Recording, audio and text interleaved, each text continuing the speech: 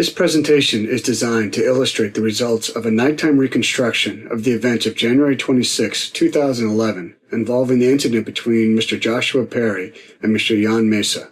On January 26, 2011, Mr. Joshua Perry, Mr. Jan Mesa, and Mr. Ken Zelkowicz were all traveling northbound on Highway I-95 about 2 hours south of Orlando, Florida. At approximately 6:28, with the sun below the horizon, all three gentlemen were driving in a nighttime environment.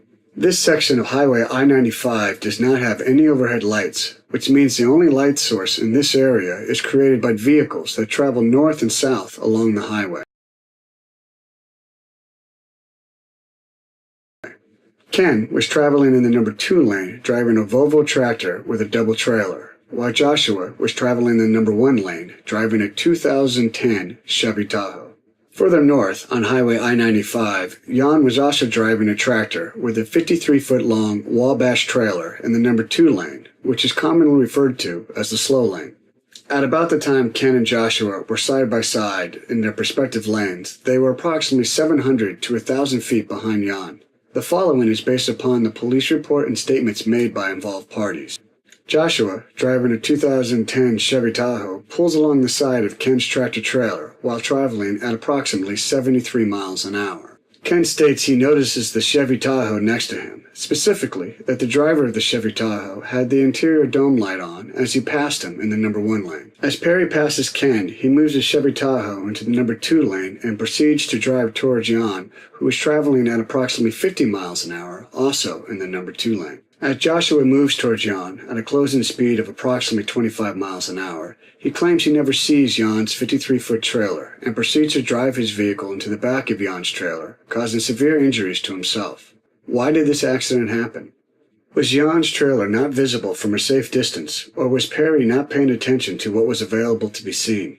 To find the possible answers to these questions, Mr. Steve Balow, Dr. Eric Phillips, and Mr. Jason Fries worked together to accurately recreate this accident and analyze their results. In order to recreate this accident forensically, the team needed to recreate the accident conditions in a safe, controlled environment.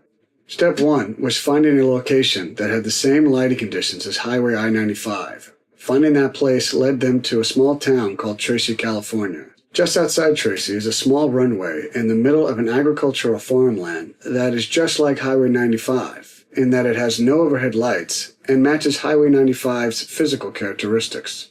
In recreating the accident, the forensic team placed an exemplar 53-foot-long Wabash trailer in the number 2 lane to represent Jan's vehicle. Next, they placed an exemplar Volvo tractor in the number 2 lane.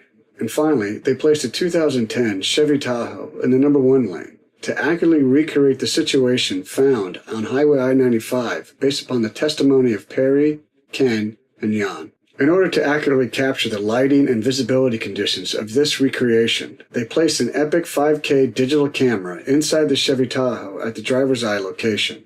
This EPIC camera is one of the most advanced digital cameras on the market and has 14 times the resolution of HD video. Yet the human eye can still see better, especially at night, than this camera, which means if this camera can see it, so can the human eye. In setting up this recreation, the vehicles were placed in their respective lanes at a starting distance of approximately 1,000 feet away from Jan's trailer. Once all vehicles and camera equipment were in place, the team waited for the lighting conditions to match that of January 26, 2011 at 6:28 in the morning. With the distance and the sun position matched, the headlights of Ken's and Joshua's exemplar vehicle were turned on to match their testimony. The lights of Jan's vehicle were kept off, as the team wanted to first see how visible Jan's 53-foot trailer would be without the assistance of lights or even state-mandated reflectors on the back of the trailer.